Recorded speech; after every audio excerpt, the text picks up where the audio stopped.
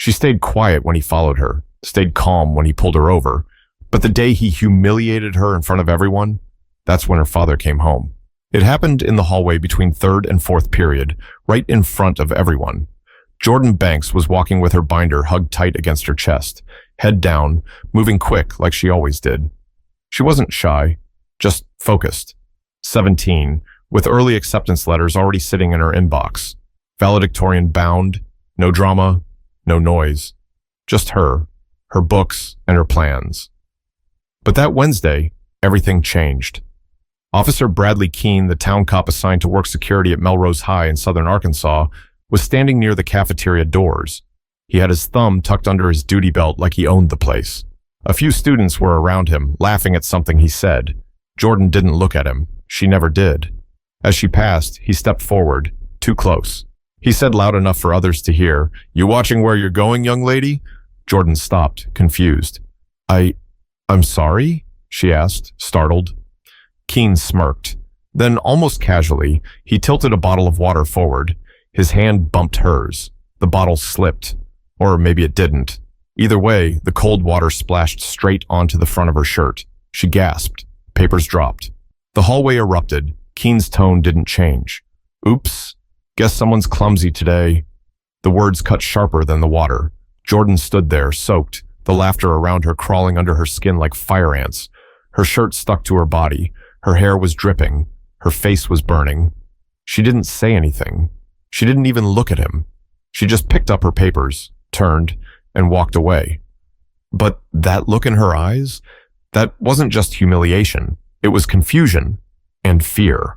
Jordan didn't cry in the bathroom. She didn't cry when she changed shirts in the nurse's office or when she skipped lunch to sit in an empty classroom. She held it in, just like always. But something had shifted. Because this wasn't the first time Officer Keene had gone out of his way to bother her. The first time was subtle. A stop sign near the edge of town. She was driving home from work at the public library one evening, headlights off in the parking lot where he waited like he knew her schedule. He said she rolled the stop. She didn't. He asked questions that had nothing to do with driving. Wanted to know where she was going, what was in her bag, why she looked nervous. She told her mom, but brushed it off. The second time, he showed up at her job, didn't order anything, just stood by the front door, arms crossed, watching her shelve books, smiling. There was no reason. Jordan never got into trouble, never gave attitude. She was quiet, always respectful.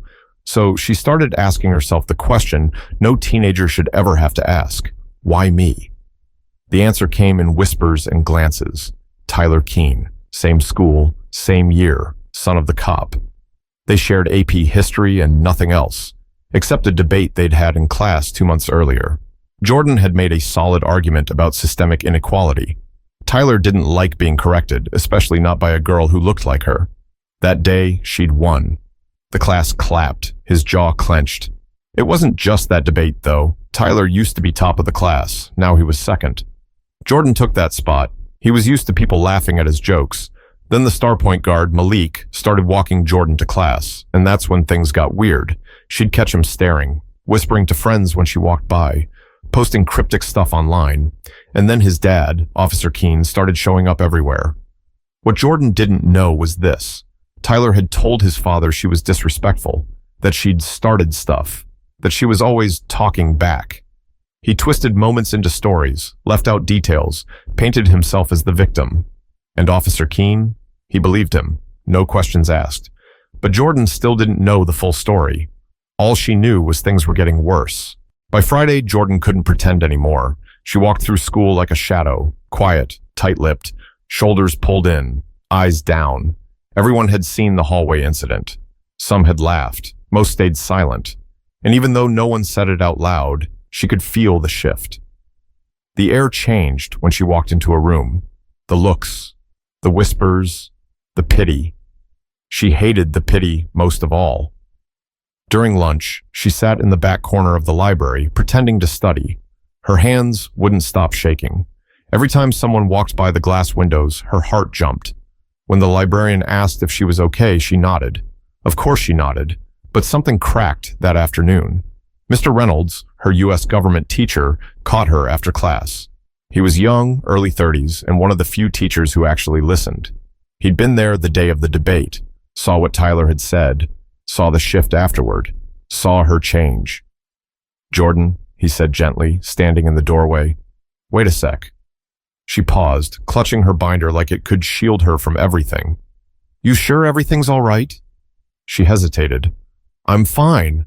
"Are you? Because I've been teaching long enough to know when a student's not fine." That was all it took. She didn't burst into tears. She didn't collapse. But her voice cracked, and her shoulders started to shake, and Mr. Reynolds stepped back and gave her space. Not pressure, just space. "I didn't do anything," she finally whispered. "I believe you," he said. That was the first time someone had said that out loud. He didn't try to fix it. He didn't rush her. He just asked if she wanted to talk to someone. Maybe the principal, maybe a counselor, maybe someone at the district level. Jordan shook her head. She didn't trust the system anymore. But that night, when she got home and saw her dad's boots by the front door, mud still fresh on the soles, she froze. He was back. Colonel Elijah Banks, retired, technically, still carried himself like he was on duty. Still spoke like every word had weight. He hadn't told anyone he was coming home early. He never did. He just showed up when it mattered. And he could see it in her face the moment she walked through the door. "What happened?" he asked, calm as ever. Jordan stood in the kitchen, fingers trembling over the zipper of her backpack. Her mother, Rochelle, looked up from the stove, but didn't speak. Jordan looked at them both. Then she told them everything. The stop, the library, the hallway, the water, Tyler. She expected anger, maybe a slammed fist, a curse word, a demand to drive down to the school that night. But Elijah didn't do any of that. He just nodded once, quiet, measured, then walked into his office, closed the door, and didn't come out for the rest of the night. But what Jordan didn't know yet was that her father wasn't just listening. He was planning. Colonel Elijah Banks didn't sleep that night. He sat in his office with the door closed, surrounded by old files, a laptop he never let anyone touch, and a folder marked FOIA that he hadn't opened in years. While the rest of the house was quiet, Elijah moved with the same precision he'd carried through 3 decades of classified missions across continents. He didn't pace, he didn't rant, he gathered intel. By sunrise, he had Officer Bradley Keene's entire public record pulled. Traffic stop patterns, complaints, use of force reports, every document he could access legally, and a few he got from people who owed him favors. And what he saw? A pattern. Most people didn't look close enough to connect the dots. Elijah did. He always did. And the dots spelled one thing clear. Bradley Keene had a problem with young black kids who talked back, did well, or didn't know their place. And his son, Tyler, just like his father. Same seed, different uniform. That morning, Elijah sat across from Jordan at the breakfast table. She barely touched her toast. He didn't push her. He just asked a simple question. "You trust me?" Jordan nodded. "Good," he said, pushing a manila envelope toward her, "because this ends today." Later that afternoon, Elijah showed up at Melrose High, not with noise, not with threats, just presence. He didn't wear a uniform, didn't need to. His frame alone turned heads. His voice, low and steady, carried more weight than shouting ever could. He asked to speak with the principal, a quiet woman named Denise Thornton who'd been trying to stay out of the mess. She didn't expect a visit from a man with military posture and cold precision in his eyes. Elijah didn't yell. He laid the documents out on her desk, quietly, clearly, fact after fact, complaint after complaint, pattern after pattern. He explained what his daughter had gone through and asked one thing. "Do you want to fix this inside this building, or do I need to take it outside?" Principal Thornton looked through the pages. Her face changed. He didn't wait for an answer. He already had the next meeting scheduled, with a civil rights attorney in Little Rock and a journalist who'd written on police misconduct for the Arkansas Tribune. And as word began to spread, the people who laughed in the hallway on Wednesday, they weren't laughing anymore. But Elijah wasn't here for revenge. He was here for accountability, and he wasn't done yet. Monday morning came with a storm, not outside, but inside the walls of Melrose High and the Pine Bluff Police Department. Before first period even started, Officer Bradley Keene was asked to step into a private meeting with Principal Thornton and a district representative. He walked in smirking, walked out with his badge sitting on the table behind him. Suspension, pending investigation. That was the start. By noon, Elijah's contact at the Arkansas Tribune had published a piece titled, "High School Honor Student Harassed by Local Officer, Father Speaks Out." It wasn't sensational. It didn't need to be. The facts did the work. It included dash cam timestamps, public complaints, testimony from past students, even a quote from Mr. Reynolds. "She's one of the most respectful, focused students I've ever taught. This wasn't about behavior. This was personal." By the time Jordan got to sixth period, her phone wouldn't stop buzzing. The local news picked it up next. Channel 7 ran the story that evening. They blurred her face, but everyone at school knew who it was. The girl who kept her head down. The girl who never made trouble. The girl who'd been humiliated on purpose. Now everything was turning. Tyler Keene tried to lay low. His little online comments? Deleted. His friends? Quiet. Even the basketball player who once laughed at his joke wouldn't make eye contact. No one wanted to be next. Jordan? She didn't gloat. She didn't strut. She just walked into school like she always had, except this time, her shoulders were back. And when she passed the hallway where it all happened, the water, the laughter, the humiliation, something shifted inside her. Not anger, not revenge, peace. Outside of school, things got louder. 3 other students came forward with similar stories. 2 black boys and 1 girl who said Officer Keene had stopped them without cause, accused them of things they didn't do, and made them feel afraid. Now the story wasn't just about Jordan, it was about a pattern. Elijah didn't say much publicly. He gave one quiet interview, just one. The reporter asked why he didn't push harder, go after the officer with lawsuits and more heat. Elijah's response was simple. Sometimes, the truth is the loudest thing in the room. I don't need to destroy a man, I just need the truth to do its job. That truth did more than damage reputations. It sparked meetings at the school board. It forced the police department to look at their training. It gave a handful of scared kids the courage to speak up, not just at Melrose, but in nearby towns too. And Jordan?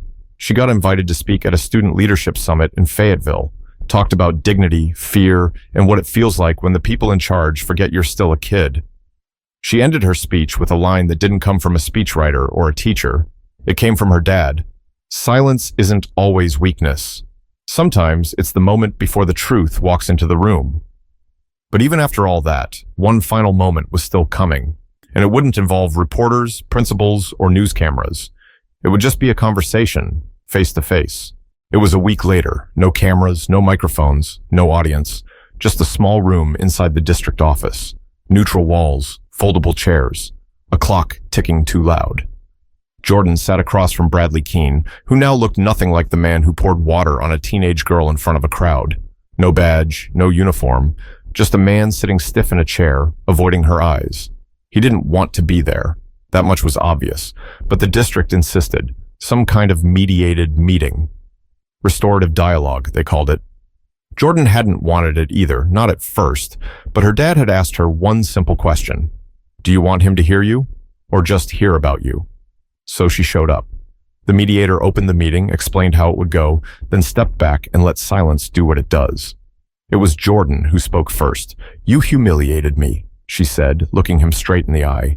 You targeted me because your son couldn't handle a girl being smarter than him. Bradley shifted in his seat, cleared his throat, still didn't meet her gaze. You followed me. You made me feel unsafe. You treated me like a threat when all I ever did was study, go to work, and mind my business. The words were calm, steady, not loud, not cruel, just the truth. Bradley opened his mouth, closed it, then finally said, That wasn't my intention. She blinked. You spilled water on me in front of everyone. What exactly was your intention? He went quiet again. Jordan didn't need an apology, not really. What she needed was to look the man in the eye and know. He knew what he did. She stood up, thanked the mediator, and walked out. Her message had already landed. Outside, Elijah was waiting by the car. No suit, no folder, just him and a quiet strength that didn't ask for attention. She got in and exhaled like she'd been holding her breath for weeks. He looked over and asked, How'd it feel? She didn't smile, but she nodded. Like I won without having to fight. He nodded back. That's what real power looks like. Jordan didn't go back to being invisible. She didn't want to. She started mentoring younger girls, joined a student justice group, wrote a piece for a teen column in the state paper, not to stay in the spotlight, but to make sure her voice didn't go quiet again. Because once you've been silenced, speaking becomes a responsibility. Not everyone has a father like Elijah Banks. Not everyone has a paper trail, a good teacher, or a reporter willing to listen. Jordan knew that. That's why she spoke. For the ones who couldn't. That's what made her powerful. And Officer Keene? He didn't return to Melrose. His badge was suspended indefinitely. He tried to challenge it, but the system he thought was untouchable, it started doing what it was supposed to, bit by bit, quietly. Just like Elijah said, it's not about being loud, it's about being right. So what's the lesson here? Power without integrity is just noise, and silence, when it's full of truth, can shake the ground. If someone's ever made you feel small for doing the right thing, remember this. You don't have to match their energy. You just have to stay standing. If you felt something from this story, share it. Talk about it. Ask yourself who you'd be in Jordan's shoes, or Elijah's. Because real change doesn't always start with shouting. Sometimes it starts with one quiet voice that refuses to disappear.